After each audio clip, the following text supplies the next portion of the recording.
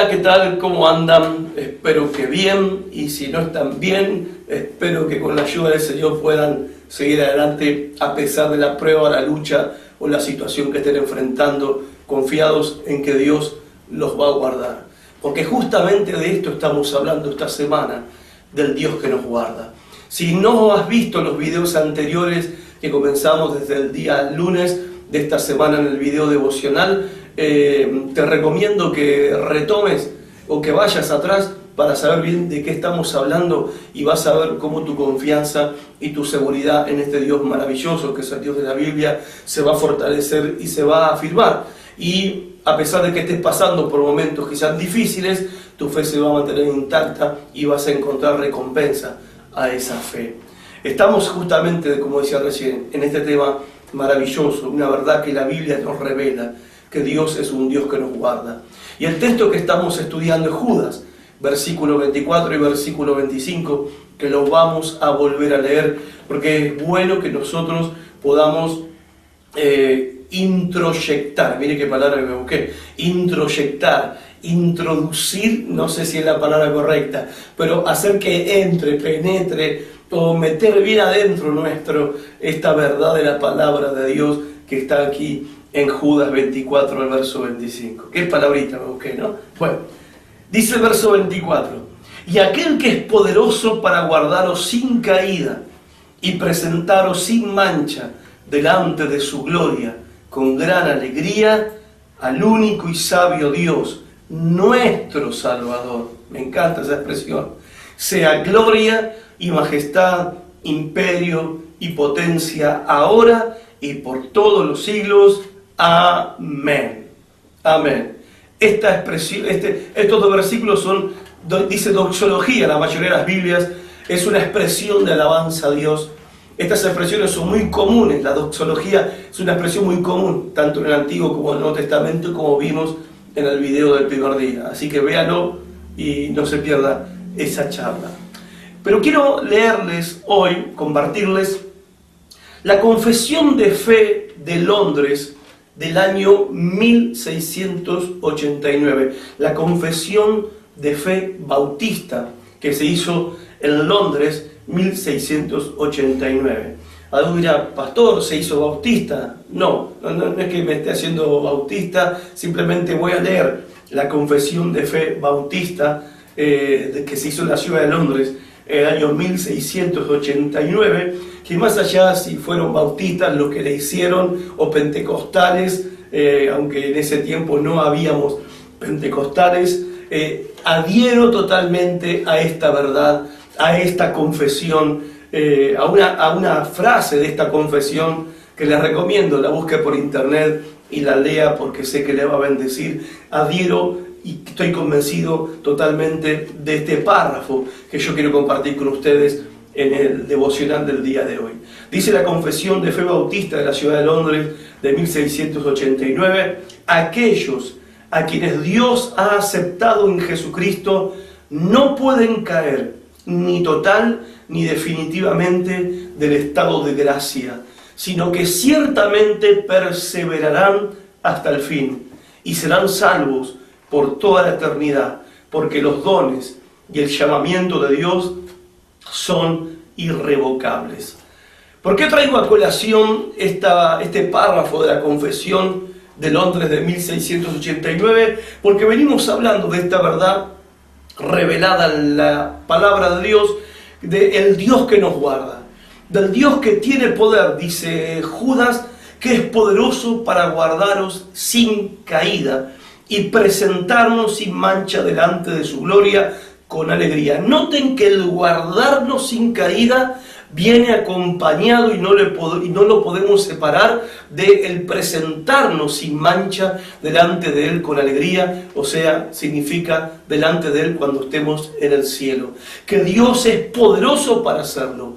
Él es poderoso para hacerlo. Dios ha prometido a través de su palabra guardar seguro a cada creyente hasta el día que lo lleve al cielo. Y yo quiero decir amén.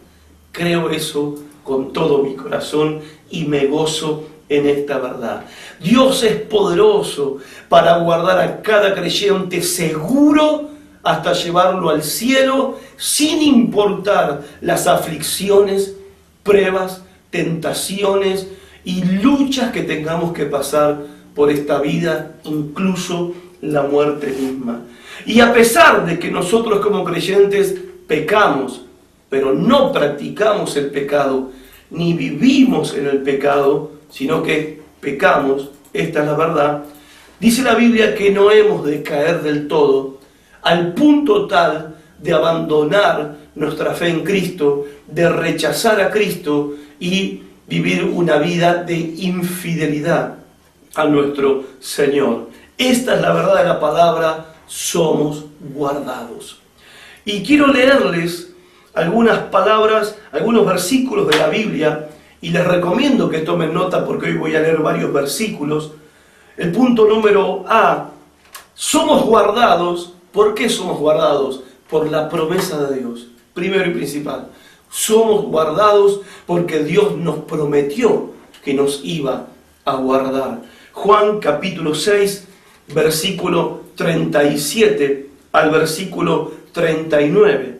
Dice, todo lo que el Padre me da, palabras de Cristo Jesús, vendrá a mí, y al que a mí viene no le echo fuera, porque he descendido del cielo, no para hacer mi voluntad, sino la voluntad del que me envió.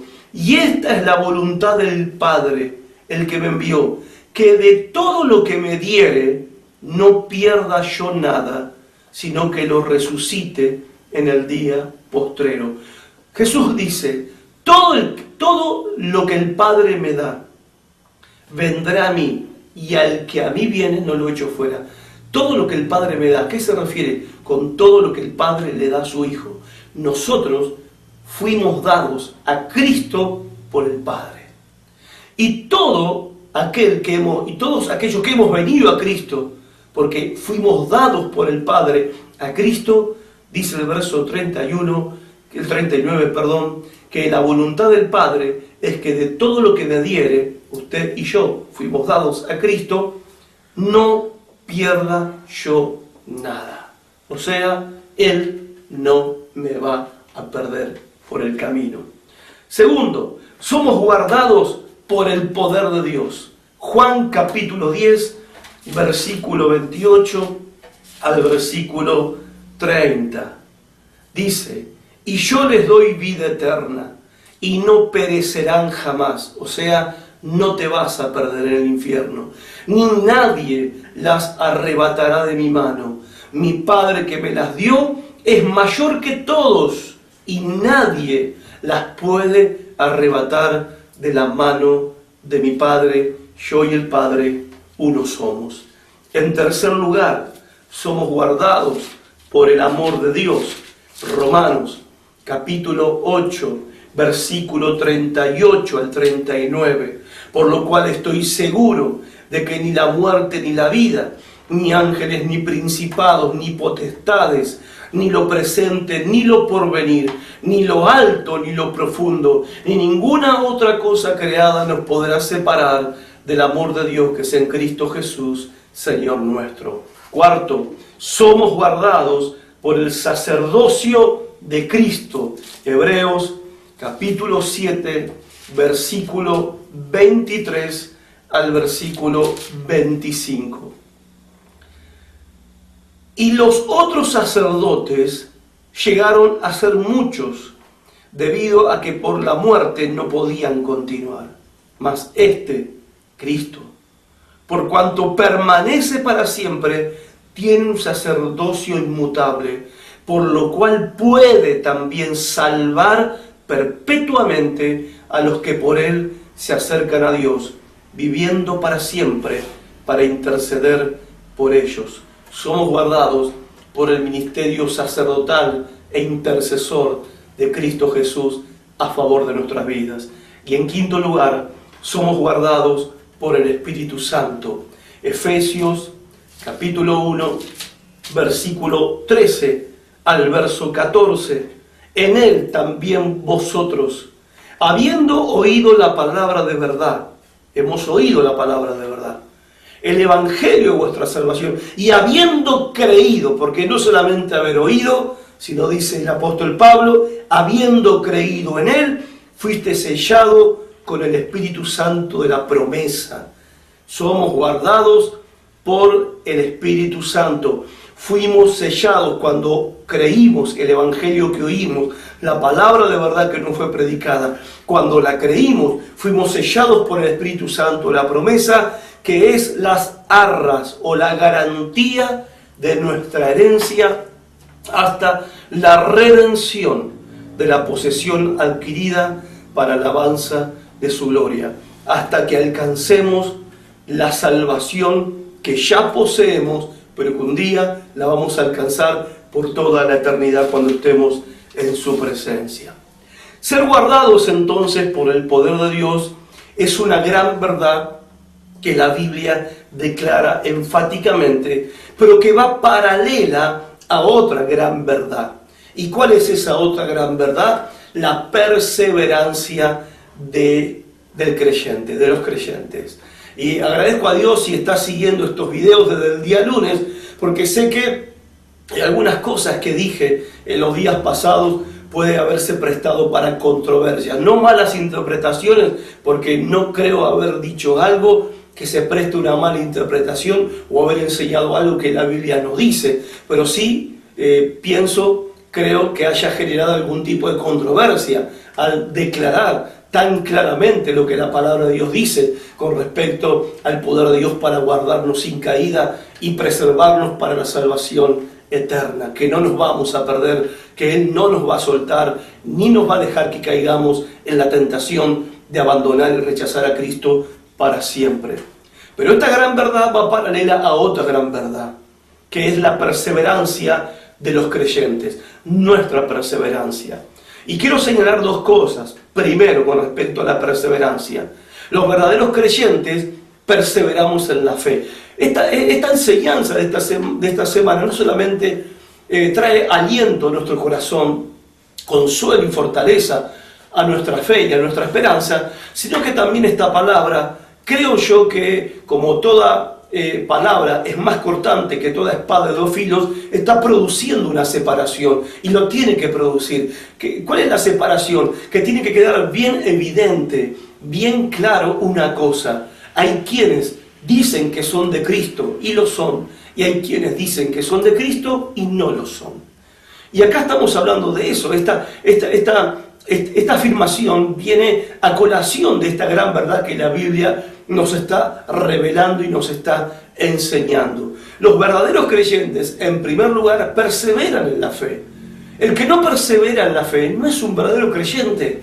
No hay que darle vuelta al asunto ni andar buscando excusas para justificar la carnalidad de muchos. Hoy se justifica el pecado de mucha gente en la iglesia porque decimos que son creyentes carnales, porque decimos que son niños en Cristo, que son una especie de híbrido entre un ser humano que es hijo de Dios, pero que todavía es hijo del diablo, que tiene adentro un perro blanco y ahí tiene también un perro negro. Si le da de comer al perro blanco, le gana al perro negro, y si le da de comer al perro negro, le gana al perro blanco, y al final de cuentas, entre eso y el yin yang, no sé cuánta diferencia hay. Entre eso y entre la filosofía que dice que todo lo malo tiene algo de bueno y que todo lo bueno tiene algo de malo, la verdad, no sé dónde estamos parados. En ningún momento habla la Biblia del perro malo, del perro bueno, del perro blanco, del perro negro, ni que tengo doble personalidad, ni que tengo dos corazones. No tengo un corazón que ama a Cristo y un corazón que no ama a Cristo. O sea, tengo debilidades, sí. ¿Soy imperfecto? Sí. ¿Caigo en pecado, pero no vivo en pecado, pero cometo pecado? Sí, pero mi corazón ama a Cristo. En mi corazón y en mi mente yo me deleito en la ley de Dios. Mi carne, que va a ser redimida en la resurrección de entre los muertos, todavía tengo que luchar con sus apetitos y con la gracia y con el poder de Dios es que lucho. No lucho con mi propia fuerza, porque con mi propia fuerza soy totalmente inútil para vencer el pecado. Soy totalmente inservible para resistir la tentación con mi propia fuerza. pero Él ha prometido que con la tentación siempre va a haber una salida para que puedas soportar y que nunca va a dejar que sea tentado más de lo que puedas soportar. En fin, muchas promesas que tenemos los hijos de Dios. Pero acá hay que estar claro en esto. Un verdadero creyente persevera en la fe. El que no persevera en la fe todavía no se ha convertido. El que vive en la carnalidad, el que vive en el pecado, el que practica el pecado, no es un hermanito de segunda categoría, no es un cristiano híbrido, no es un engendro religioso, es un inconverso. Está perdido, está perdido en sus delitos y pecados, y si se muere se va al infierno, necesita nacer de nuevo. Esa es la verdad de la palabra de Dios. Primero entonces puntualizo esto: los creyentes verdaderos perseveran en la fe. Primera de Pedro capítulo 1, versos 5 y verso 9 ilustran y declaran esta verdad. Dice el verso 5 de Primera de Pedro capítulo 1, que sois guardados por el poder de Dios. Dice que soy guardado mediante la fe que tengo, para alcanzar la salvación que está preparada para ser manifestada en el tiempo postrero. Entonces, soy guardado del diablo, del pecado, de las tentaciones, soy guardado del mal para alcanzar la salvación, que ya está preparada. No es que Dios me preparó la salvación para mí, y yo pequé, me alejé de Cristo, abandoné a Cristo, abandoné la comunión de los creyentes, y lo que Dios preparó no sirvió para nada, lo tiene que romper y a ver a quién le prepara a otro la salvación. No, Dios preparó esa salvación y no va a cambiar, eso es inmutable. Dios preparó para mí un día donde voy a estar en su presencia y voy a estar sin mancha y perfecto delante de Él. Aleluya. Gloria a Dios por eso.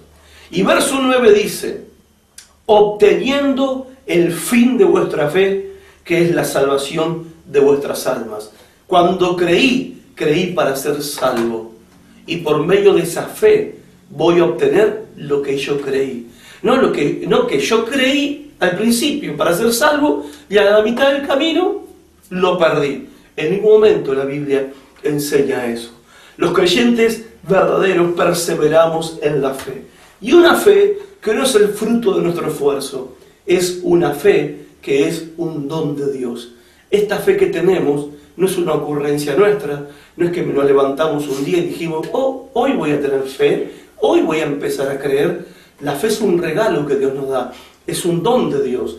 ¿Dónde está eso? En la Biblia. Efesios capítulo 2, versículo 8 al 9, dice que somos salvos por medio de la fe, y esto no de vosotros, por gracia sois salvos por medio de la fe, y esto no de vosotros, pues es don de Dios.